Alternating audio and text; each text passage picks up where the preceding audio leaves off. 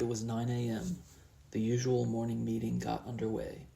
Since today was the first Monday of the month, the manager from the hotel was present.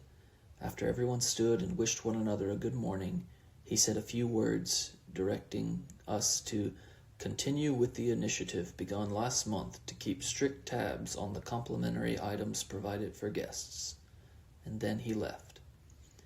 This manager had a distinctly laissez-faire attitude when it came to giving direction to the service companies working for the hotel. His policy was basically to stay out of it. This was why he turned up only once a month for the morning meetings, and also why, even now, he didn't know the names of any of the staff. It was only recently that he had started telling us we needed to keep a tighter check on the complimentary items. Previously, he hadn't bothered even to cast his eye over the checklists.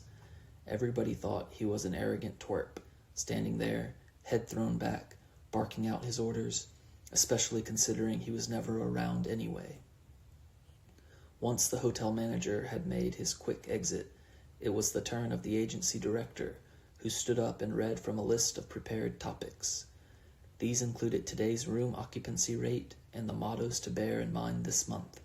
There were too many of us to be able to fit into the office for morning meetings, so some of us were always left standing in the corridor between the office and the hotel. Sadly, from where I stood, I couldn't get a view of the woman in the purple skirt, not so much because of the number of people, but because of the rotund figure of the agency director, who stood like a blank wall right in front of her. The woman in the purple skirt was completely obscured. The director next read out a list of yesterday's oversights. Room 215, mirror not wiped. Room 308, kettle not filled with water. Room 502, new roll of toilet paper did not have the end folded into a neat triangle for the next guest.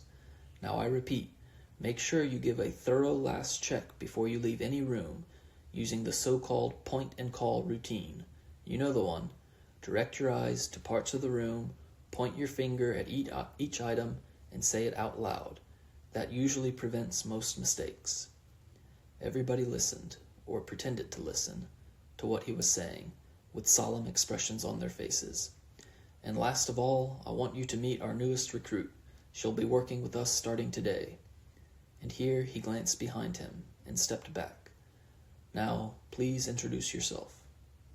At last, the woman in the purple skirt's face came into view, or at least a glimpse of it. Perhaps on someone's advice, the woman in the purple skirt seemed to have gathered into a tight ponytail the hair that normally hung loosely over her shoulders.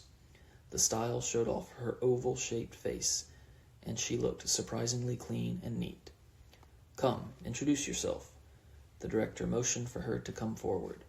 The woman in the purple skirt did as she was told, but then she simply froze. Well, come on, introduce yourself, the director whispered to her, frowning. Just say your name. You do have a name, don't you? There were some titters of laughter.